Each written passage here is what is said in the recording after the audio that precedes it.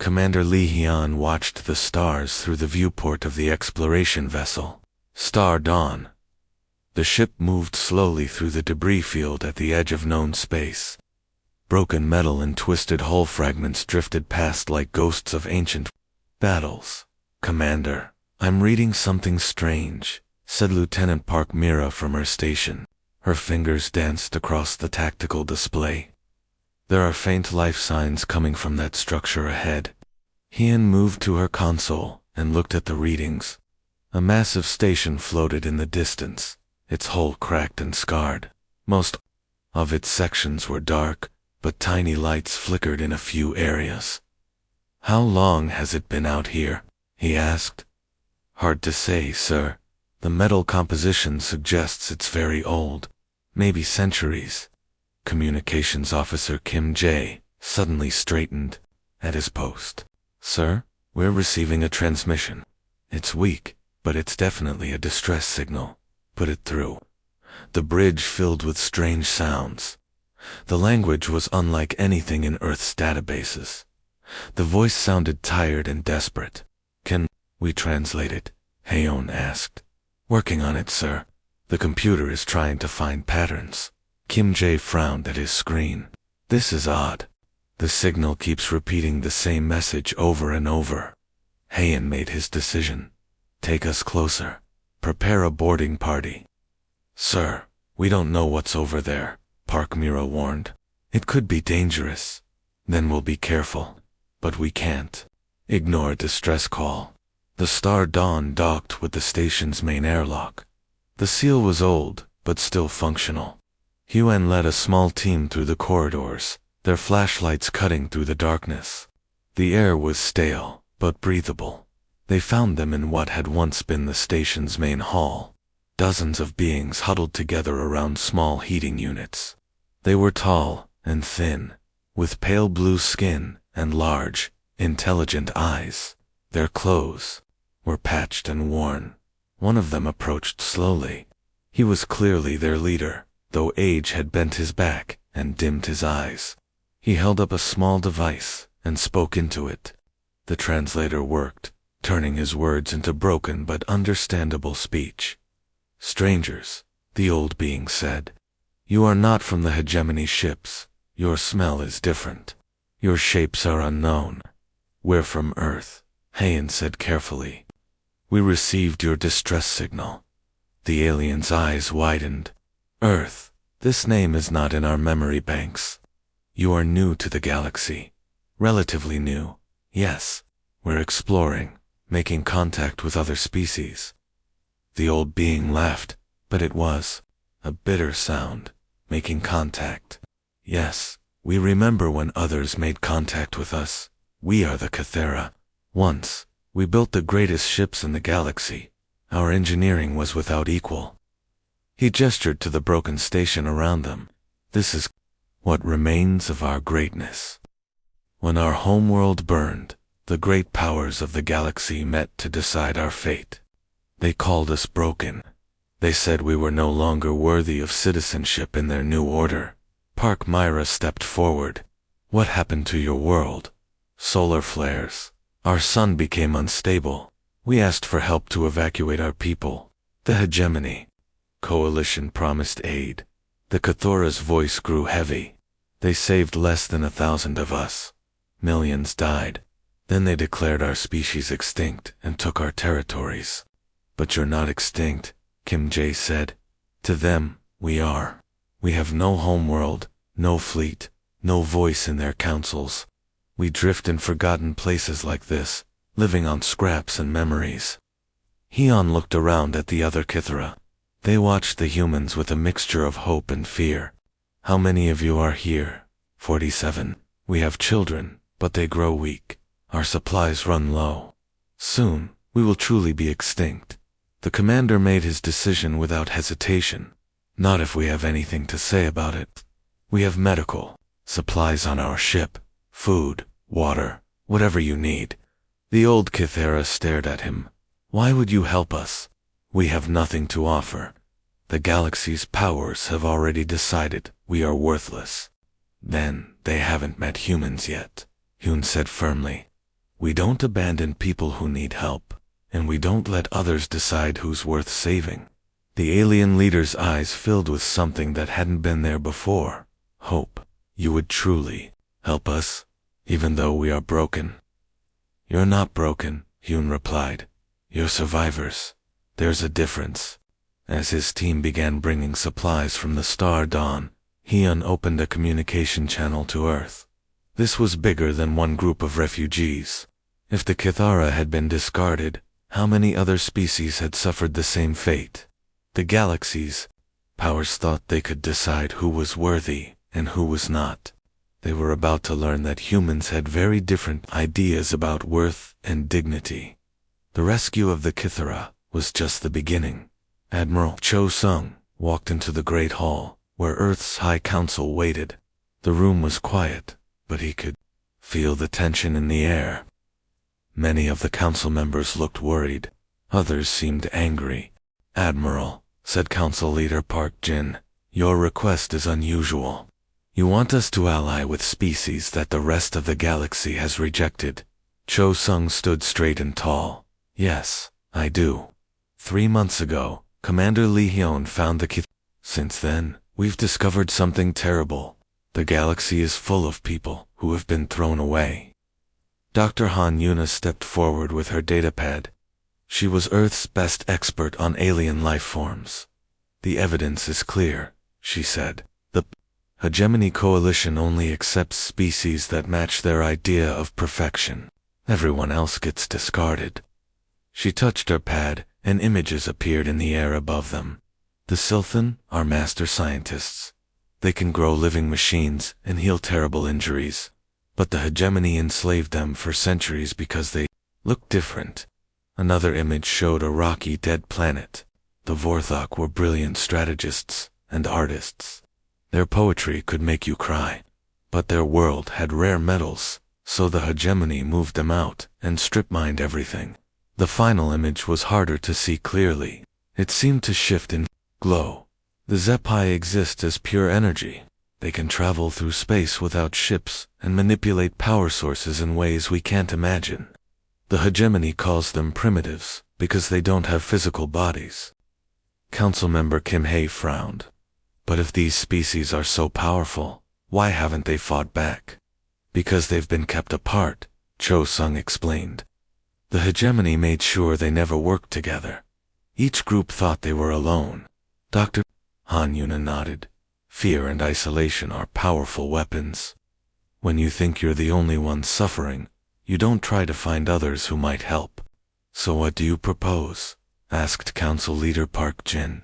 We give them a place to meet. A safe haven where they can come together and share their knowledge.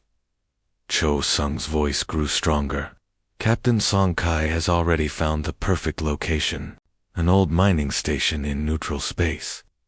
Captain Song Kai stepped into the light.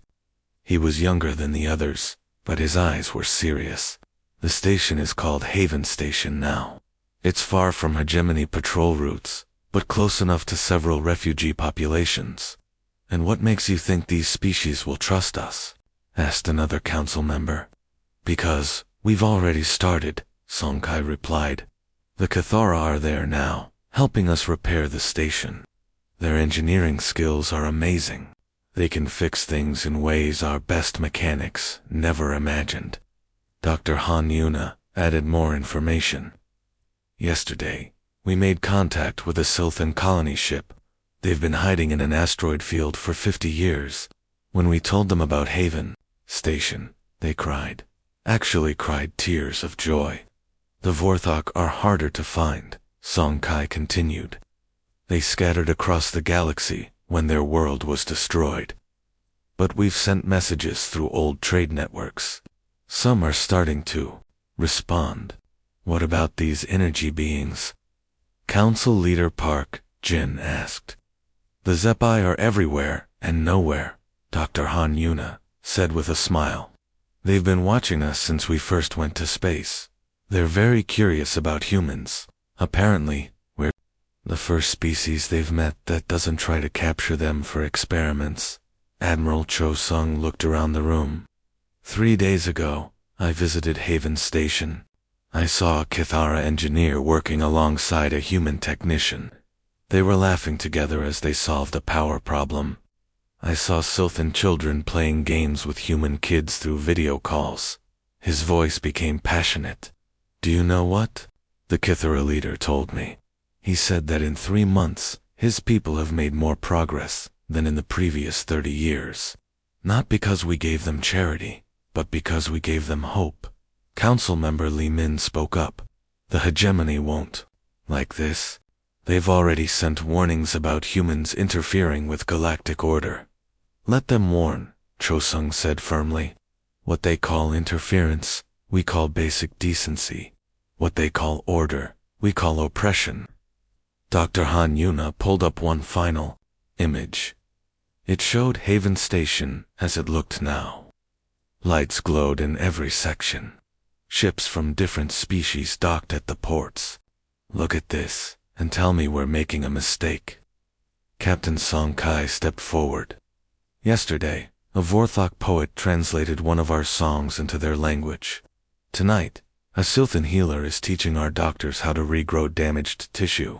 The Zepai have offered to help us understand energy patterns we never knew existed. What makes us different from the hegemony, Admiral Cho Sung concluded, is simple. They see slaves, subjects, and resources. We see partners, friends, and equals. The vote was close, but it passed. Earth would officially support Haven Station and the growing alliance of rejected species. As they left the hall, Dr. Han Yuna whispered to Admiral Cho Sung, "Do you think we can really make this work?" He smiled. 3 months ago, the Kithara thought they were alone in the universe. Today, they're teaching our children how to build impossible machines. If that's not proof that anything is possible, I don't know what is. Lieutenant Colonel Park Jun stepped onto Haven Station for the first time and felt amazed. 6 months ago, this place had been a dead mining station. Now it buzzed with life from dozens of different species. The air hummed with the sound of construction, conversation, and collaboration. "Welcome to the future," said Captain Song Kai, greeting him at the airlock. "Ready to see what happens when nobody tells these people they're worthless?" Park Jun nodded.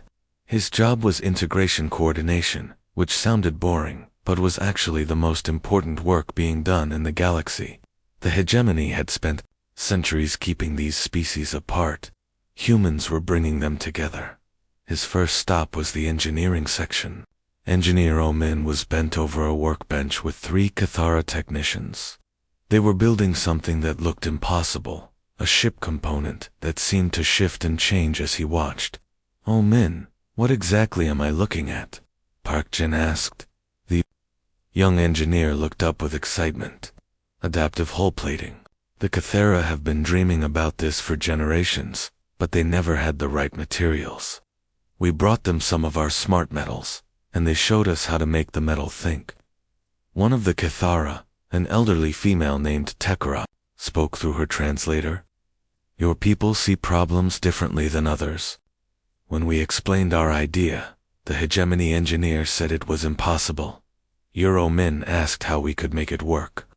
Park Jun watched as the metal plate actually bent itself into a new shape without any outside force. This could revolutionize space travel. "That's just the beginning," Omin said with a grin. "Wait until you see what we're doing with their quantum processors." The next section was medical research. Dr. Limso was working with a group of Sylthan healers who looked like walking trees with gentle, wise faces. They were growing something in glass containers that pulsed with soft light.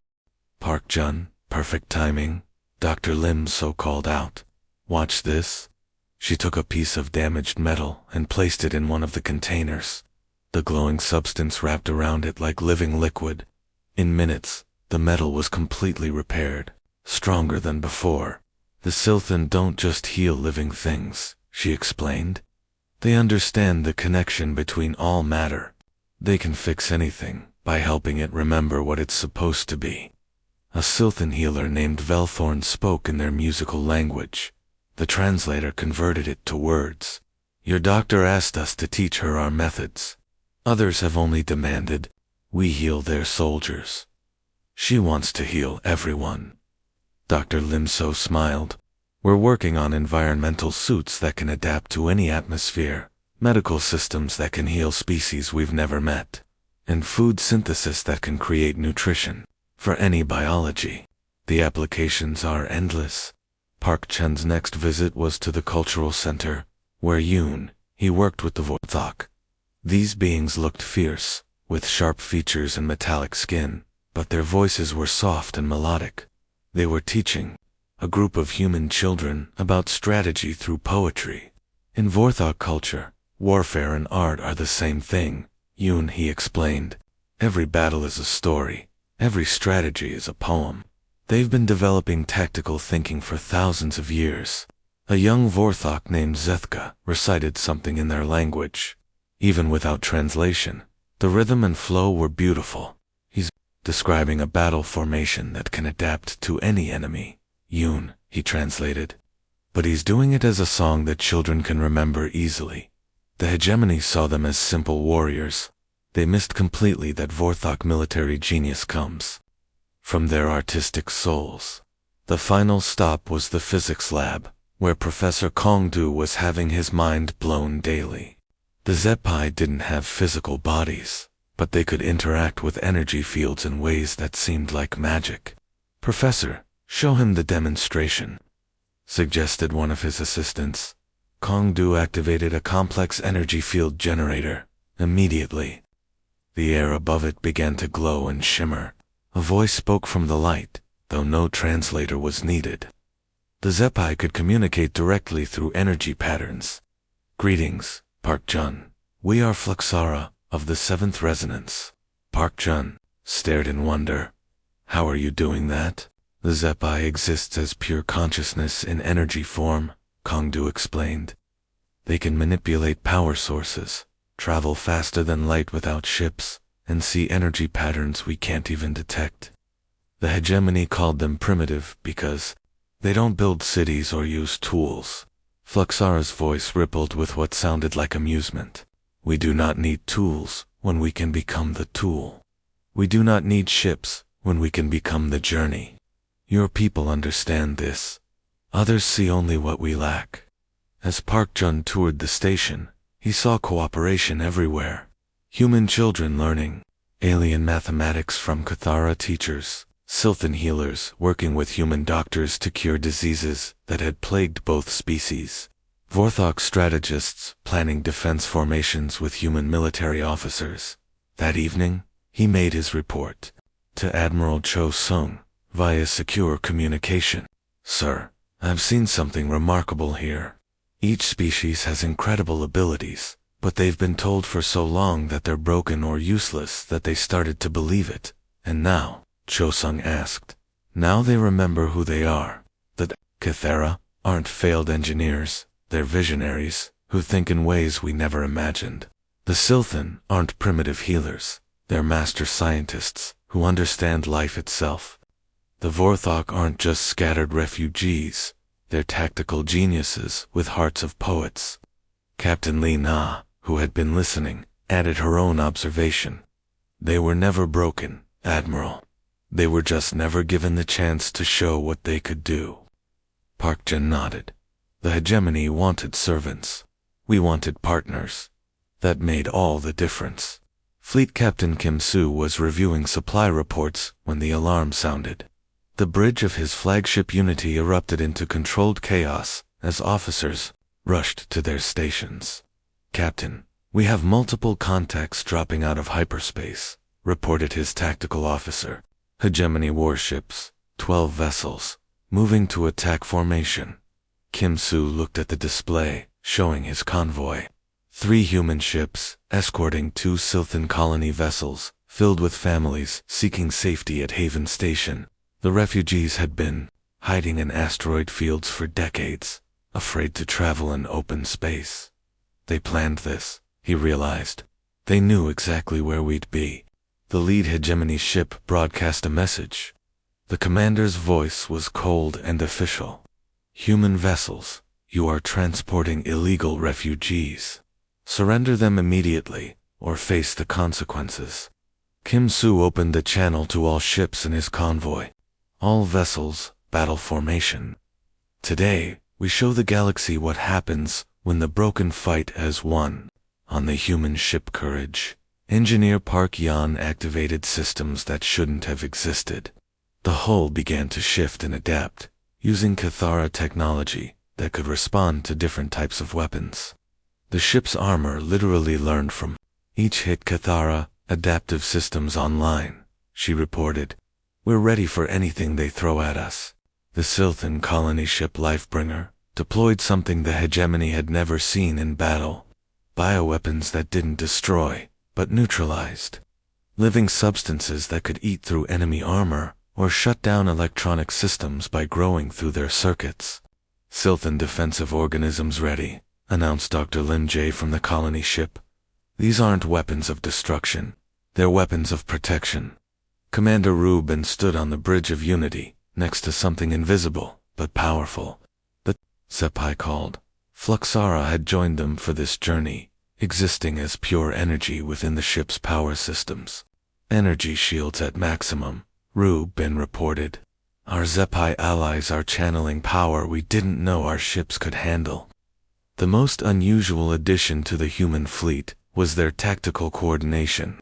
Vorthok strategic advisors had taught them to fight like poets, seeing battle as an art form where every move flowed into the next.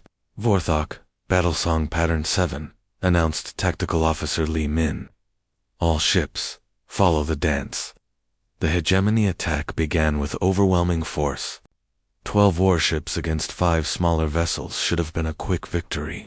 The first plasma blasts hit the human ships and simply bounced off energy shields that pulsed with colors no one had seen before. What? The hegemony commander's confusion was clear over the open channel. How are they deflecting our weapons? The Allied response was like nothing the galaxy had ever witnessed. The human ships moved in perfect coordination, guided by Vorthok tactical wisdom that treated combat like music. Each vessel played its part in a deadly symphony. Courage fired bioweapons that wrapped around enemy ships like living nets. The hegemony crews watched in horror as their hull plating began dissolving. But their life support systems remained perfectly safe. We're being eaten alive, screamed one of the enemy ships. But somehow, we're not dying. Unity deployed Cathar missiles that changed their approach patterns mid-flight. Every time the hegemony defense systems adjusted, the weapons adapted again. It was like fighting opponents who learned and evolved during the battle. The energy attacks from the Zepe were the most devastating of all. Fluxara could reach through space itself and overload enemy systems from the inside. Hegemony ships found their own power cores working against them. Captain, our weapons are shutting down, reported a hegemony officer.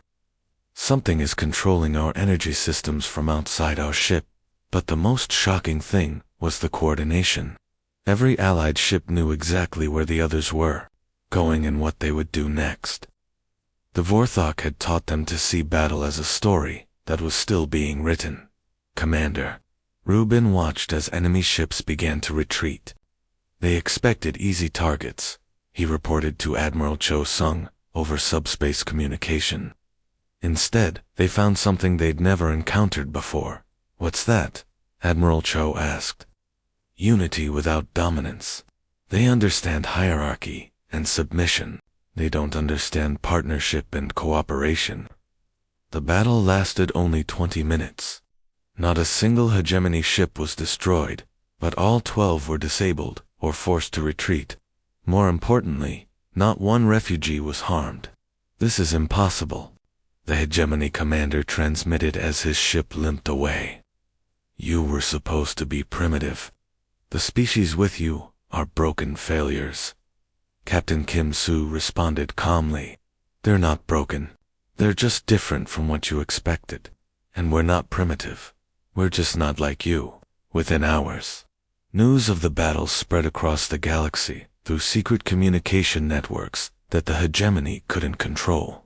Species that had been hiding in fear began to whisper about humans who treated everyone as equals on a dozen worlds. Oppressed peoples looked up at the stars and wondered if maybe, just maybe, they weren't as alone as they thought.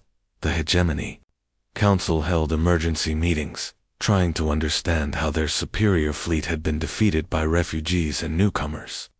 "The humans are changing the rules," one council member observed. "They're making our rejects into allies. Then we stop them before it spreads," replied another. "Before every broken species in the galaxy starts to believe they matter." But it was already too late. The message had been sent and received. The galaxy's discarded peoples had found champions who saw strength where others saw weakness. The age of the Hegemony's unchallenged rule was ending. Admiral Cho Sung stood at the observation deck of Haven Station, watching the largest fleet in galactic history approach. 200 Hegemony warships moved in perfect formation, their hulls gleaming with the symbol of absolute authority. They had come to end everything. "Admiral," said Captain Song Kai, joining him at the window. "Our scouts report they're bringing everything they have. The entire coalition fleet." Cho Sung nodded calmly. "They're not just here to destroy us. They're here to send a message to every species in the galaxy. That hope is foolish. That unity is impossible." Behind them, the command center buzzed with activity. Representatives from dozens of species worked side by side. Kithara engineers adjusted power systems, while Silthan healers prepared emergency medical stations. Vorthok tactical advisors spoke in musical tones as they coordinated battle plans with human officers. "Sir," reported Communications Officer Kim Jae, "the Hegemony commander is demanding our surrender. He says they'll spare the human population if we abandon our alien allies." "Respond with our answer," Cho Sung replied. The message went out to the Hegemony fleet and was broadcast across the galaxy. "This is Admiral Cho Sung of Haven Station. We stand together or we fall together. There is no middle ground." The Hegemony commander's response was swift and brutal. "Then you will all fall together.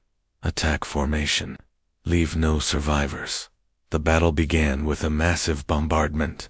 Thousands of plasma cannons fired at once, enough firepower to destroy entire worlds. But Haven Station didn't crumble. Instead, it glowed. CEP. Single quotes HAI energy beings had merged with the station's power grid, creating shields that fed on the enemy's own attacks. The more the Hegemony fired, the stronger the defenses became. "Impossible," muttered the Hegemony commander. "No shield technology can do that." "It's not technology," Admiral Cho Sung said over an open channel. "It's cooperation. The Zepe aren't powering our shields. They are the shields." The Allied fleet launched from Haven Station's docking bays. Ships that looked impossible flew in formations that defied military logic. Captain Park Yan led the charge in her vessel New Dawn, its hull shifting colors, as Kithara adaptive systems responded to incoming fire. "All ships, follow Vorthok Pattern Alpha," she ordered. "Let's show them what happens when art becomes warfare." The human ships moved like dancers, each one perfectly in sync with the others. Vorthok tactical wisdom had taught them that the most beautiful battles were also the most effective ones. Every maneuver flowed into the next like verses in an epic poem. Engineer Omin watched his instruments in amazement as his ship literally healed damage faster than the enemy could inflict it. Silthan biotechnology had been integrated into every system. Hull breaches sealed themselves. Damaged circuits regrew like living tissue. "The ship is repairing itself," he reported to Captain Park Yan. "We're actually getting stronger during the battle." The Hegemony forces found themselves fighting an enemy that learned and adapted in real time. Every tactic they tried was instantly countered. Every weapon they deployed was neutralized by technology they had never seen before. "How are they doing this?" demanded a Hegemony officer. "These are the broken species. The failures and rejects. They were never broken, Admiral." Cho Sung's voice came over all channels. "You just convinced them they were. We convinced them otherwise." Captain Song Kai led a squadron of mixed vessels into the heart of the enemy formation. Human ships protected Sultan vessels, while Kithar-enhanced fighters darted between massive hegemony battleships like angry insects. The turning point came when Fluxara and their fellow Zapai launched their own attack. Pure energy beings flowed through space and into the hegemony ships themselves. One by one, enemy vessels lost power as their own energy systems turned against them. "Admiral, our weapons are shutting down," reported a hegemony captain. "Something is controlling our ship from the inside. Surrender now," Admiral Cho Sung offered over the communication channel. "This doesn't have to end in destruction." The hegemony commander's pride wouldn't allow it. "All ships, ramming speed. If we can't defeat them, we'll take them with us." But even that desperate tactic failed. Sultan bioweapons created barriers of living matter that absorbed the impact of crashing ships, saving both attackers and defenders.